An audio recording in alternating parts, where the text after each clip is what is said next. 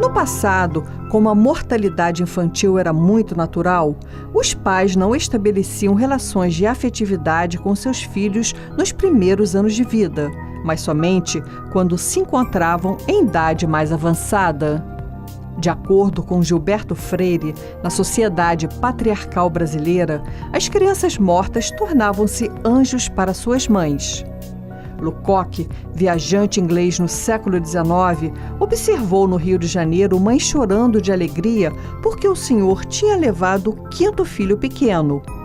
Eram 5 anjos à sua espera no céu. Então, aqui nesse túmulo, o pastor Sauerbrunn, as estratégias dele montar uma rede de solidariedade, né, ou uma rede de relações, né, que é o que a gente faz até hoje, né, uma rede política, né, com amigos e parentes, enfim. Um compadrio, uma rede, né, de relações. Ele tem algumas estratégias. Uma das estratégias dele é, por exemplo, batizar o filho dele. Então ele casa com a Cristina Storck, né, Cristina Storck Sauerbrunn. Depois a Cristina vai ter vários filhos e um desses filhos é o Gustavo Sauerbrunn. Só que quando eu me deparei com essa lápide, eu desconfiei que o Gustavo José Bonifácio Sauerbrunn. Bom, o casal não tem Bonifácio no nome, né? no sobrenome. Então eu fui para os registros de óbito. Tá lá Gustavo José Bonifácio Sauerbrunn. E aí, com o faro de historiador, né? Eu fui para o registro de batismo, para ver quem é que batizou o Gustavo. Quem batizou foi o pai, né? O Frederico Sauerbrunn. Mas está lá, claro, foi batizado pelo Sauerbrunn, mas o padrinho de batismo do Gustavo é o ilustríssimo José Bonifácio Andrade Silva, que, no caso, olha só como é que é a ligação, né? É fundador da principal loja maçônica do Brasil. Né? Então você tem duas... Fechou, né? Fechou. Olha como é que as coisas se encaixam, né? Você tem duas... Você tem duas grandes lojas, digamos assim. A grande loja do Oriente, que é do oponente político do José Bonifácio, Gonçalves Ledo. E você tem uma outra maçonaria fundada por José Bonifácio. De caridade aqui? Não, da época. Ela vai ser fechada também. Que era para fazer frente a Gonçalves Ledo, né? Dos Cavaleiros da Ordem de Cristo. Né? A maçonaria é os Cavaleiros da Ordem de Cristo. E aí você tem uma disputa política entre duas maçonarias. No final das contas, Dom Pedro I, no caso, ele fecha as duas. Ele fecha as duas maçonarias. Mas você vê que tem ligação José Bonifácio, Sauerbrunn e a maçonaria.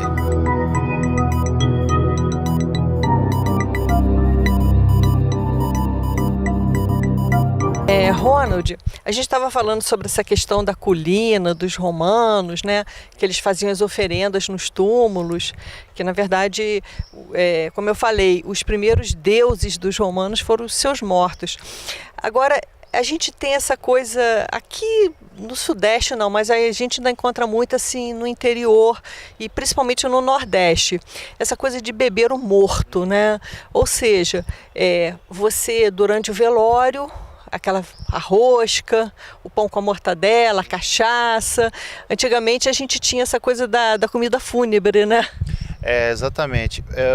Assim, guardadas as devidas proporções aí, né, de tempo e espaço, na antiguidade, antes do cristianismo, você tinha rituais fúnebres, né? Não eram religiosos, igual o cristianismo, mas você tinha rituais. E esses rituais, eles abrangiam 3 aspectos, digamos assim, 3 formas, não necessariamente os 3 precisam estar presentes, mas eram 3 formas de você ritualizar o sepultamento. Você tinha a dança, as pessoas dançavam, as pessoas riam, davam gargalhadas, né? E as pessoas também estabeleciam refeições. Essas três características, essas três formas de ritualizar, digamos assim, o sepultamento de um morto, eles eram presentes na antiguidade, principalmente na Grécia, na sociedade greco-romana. O fato é que quando vem o cristianismo e toda a construção e o processo de edificação de uma religião, né, que é o cristianismo, que já nasce dentro do contexto plural, né, é por isso que a gente chama de cristianismos, e aí o estabelecimento de uma instituição que vai representar essa religião, que é a igreja, o que vai acontecer? A igreja vai tentar se apropriar dessas três formas, dando um outro caráter para que ela possa dominar sobre a forma de sepultar os mortos. A primeira, que é o riso, ela vai tentar criar uma forma e todo um discurso teológico para poder esse riso ficar à parte, ficar fora dos ritos de sepultamento. Então você vai ver, por exemplo, as pinturas dos primeiros séculos, a partir do século II, III, a pintura de Cristo, por exemplo, ter barba. Isso significa que, de alguma maneira, tá ficando seriedade a coisa, né? A coisa com os mortos e com Deus está ficando séria. Sai daquela coisa burlesca, né? Sai daquela coisa de uma coisa de liberdade de riso, né? Por exemplo, de humor. Agora o seu humor é um humor para baixo. É um humor que tem que ser de luto, de tristeza. Não é de alegria, não é de riso, mas é de tristeza. Então você está dizendo com isso que foi o cristianismo que, vamos botar assim, entristeceu a morte? Sim, de alguma forma entristeceu, porque isso eu estou falando na Idade Média, e depois isso vai mudar ao longo do tempo. Tem o luto preto, né? Tem o luto, tem a cor preta, tem a própria escravidão, né? Porque por que se escraviza mais negros do que índios, no ponto de vista da história? Que também tem a ver com a cor. O negro, o preto, tem a ver com o castigo, com o luto, com a morte. Então tem todo um discurso teológico aí, né? Em contrapartida, tem uma segunda característica que a igreja e o cristianismo vão se apropriar, que é a questão da dança. Você não vai mais, então, poder encarar a morte como uma festa. Porque o africano dança, né? O africano dança. E esse movimento corporal que ele faz durante a dança para ritualizar um sepultamento tem a ver com aquilo que ele estabeleceu numa relação amistosa com o morto, como no cemitério dos Pretos Novos, né? Que se você não fizesse o ritual, mesmo que seja o cristão, eles ficavam aterrorizados porque criaria uma espécie de alma penada dentro da cabeça deles, né? Então ele dança exatamente para estabelecer uma relação de animosidade amistosa, né? Uma relação amistosa com os mortos. E a terceira característica, que essa é assim a primordial e é por isso que também fica mais interessante, que é a refeição. O que a igreja vai fazer? A igreja vai falar que uma pessoa morreu por todos, e que ao morrer por todos, você teria que fazer também um ritual intermediado por essa pessoa que morreu por todos, que é Cristo. Cristo então morre por todos, é o único morto que você, isso de acordo com a igreja, é o único morto que você pode estabelecer uma obediência com através dos sacramentos, né? E agora você não vai mais precisar de colocar refeições aos mortos, porque agora Cristo quer a refeição, e daí a Eucaristia. Então a Eucaristia é um símbolo de um sacramento em que Cristo é o próprio corpo. Tanto é que os romanos vão confundir isso com canibalismo, né? Os romanos vão achar que os cristãos estão praticando canibalismo, porque os cristãos estão comendo o corpo de Cristo.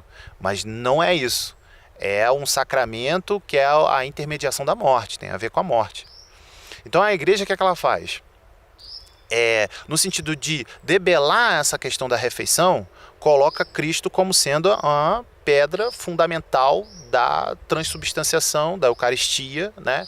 Um sacramento primordial para você ganhar a vida eterna, ou seja, você tem que passar por ele para ganhar a vida eterna. Tem todo um discurso de além-morte aí embutido, né? Todo esse aparato demorou, foi o único elemento, a única característica que a igreja demorou a combater, né? Esse ato de você colocar as refeições com os mortos, nos mortos. A igreja vai conseguir isso lá pelo quarto século, quer dizer, se arrastando aí na era cristã, primeiro terço da era cristã, né? Digamos assim. E a gente sabe que até hoje isso não foi debelado 100%, né? Então algumas regiões do Brasil e do mundo inteiro, porque isso não acontece só no Brasil, isso acontece no mundo inteiro. Você tem em Portugal, você tem na China acontece isso. Isso é um fenômeno universal de você colocar refeições aos mortos, né? Quando eu fui à Suíça, eles têm lá o apéro. O apéro é o seguinte, logo depois do enterramento, tem restaurantes geralmente próximos aos cemitérios, né, que ficam geralmente em volta de uma igreja, porque as cidades são pequenas, né? E aí o apéro é justamente essa refeição fúnebre. As pessoas, como a gente usa esse termo aqui, bebem o morto. Então as pessoas vão para esse restaurante, tem muita bebida alcoólica, não é uma comida pesada, geralmente são tiragostos, e aí as pessoas ficam bebendo e falando em memória do morto, né? Isso é uma prática até hoje na Suíça. Exatamente, e que é isso, é o comensalismo, é o comer à mesma mesa, é a comunhão E a memória do morto. que se estabelece em memória do morto, porque no caso do cristianismo você não teria isso, porque você agora vai comer e beber em memória de um só, não dos ausentes propriamente dito per si, né? Mas em memória de um só, que é Cristo, né? Em memória de mim, até que você tem isso até em determinados momentos na missa. Então, no caso das refeições, dali você contando as histórias, é como se a morte, você estabelecesse uma relação mais próxima, não se distanciasse, porque esse distanciamento ele tem várias consequências.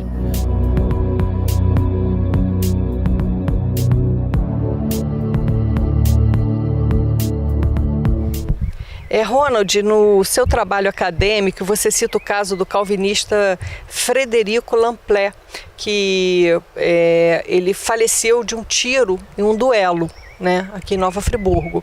E aí nós estamos diante também de um túmulo aqui que chama muita atenção no cemitério luterano, que é esse túmulo do Alexandre Andréia. E você, como pesquisadora aqui dos registros do cemitério luterano, você deve saber contar alguma história desse diplomata, né, russo. O que você sabe sobre ele? Assim, duas coisas, né? A história do Frederico Lambert, ela tem em comum com esse sepultamento do Alexander, porque os dois vão disputar um duelo. O duelo era uma modalidade que era proibida no Império, no Brasil Império. A gente está no século XIX. Já era proibido. Desde 1736 já era proibido. 1707, para ser mais exato. Que foram as primeiras leis lá das Constituições primeiras, né, da Bahia. Ela já era proibida desde ali. Então a pessoa que praticava a modalidade do duelo, ela não tinha direito à sepultura eclesiástica. Então basicamente é isso. Uns tinham direito à sepultura eclesiástica, outros não. Quem tinha direito à sepultura eclesiástica era o católico cristão que realizava os sacramentos, todos os sacramentos, e deixava o testamento e todos aqueles ritos, aquele aparato católico fúnebre.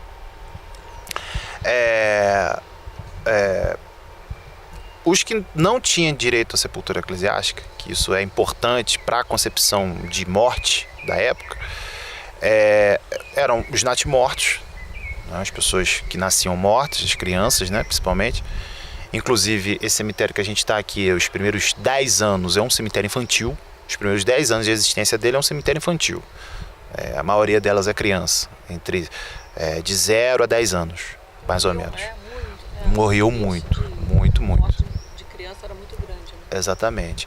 E eram os duelistas, os natimortos. No caso, os duelistas, geralmente eles duelavam dentro de regras. Isso veio importado da Europa, principalmente os diplomatas faziam essa modalidade. E é um crime geralmente de honra, né? É um crime de honra. Crime de honra porque que no caso a instituição, a igreja que dizia que era crime, pelas normas dela, né?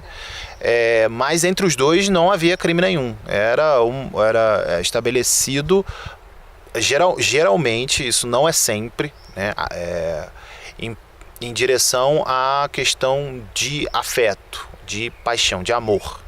O caso do Alexandre Andréia eu ouvi dizer, tá, que ele veio para Friburgo e se envolveu com alguma mulher casada, ou deu em cima de alguma mulher casada, é isso? O Alexander, o que acontece? Eu vou mostrar ali mais ou menos. Eu não tenho fonte que possa me dizer especificamente isso. Eu não tenho como dizer. Porque parece que o pastor Schlup, ele deixou, mas eu também não quer dizer que seja verdade. Ele deixou um registro de que ele leu, ouvi dizer em algum lugar que foi envolvendo uma mulher casada, no caso. Mas a gente também não tem comprovação. É um relato dele. É um relato dele, ele não mostra de onde que ele tirou esse relato também. Então, e como eu só tenho um único registro, então eu prefiro ser nessas horas mais cauteloso na análise histórica, né? Por exemplo, o que eu posso dizer onde houve duelo, por exemplo, é o caso lá do Euclides da Cunha. Ali foi tipicamente um duelo. Ali o que houve ali foi um duelo. Euclides da Cunha e o amante da esposa dele, né? Só que aqui eu não tenho como pegar esse modelo de duelo igual do Euclides da Cunha e dizer que foi parecido ou semelhante e fazer uma verossimilhança com esse tipo de modelo. Não tenho, porque eu não tenho registro histórico suficiente com fôlego para dizer isso. Agora, Rony, eu queria aproveitar que você é um especialista. O que representa essa caveira aqui no túmulo do Alexandre Andréia? Qual é o simbolismo disso, hein? Então, o que acontece aqui, Janaína? Primeiro é o seguinte, em memória de Alexander Andréia, né? Alexander von Andréia. Ele foi da delegação Rússia-Brasil, né? Lá em Pittsburgh.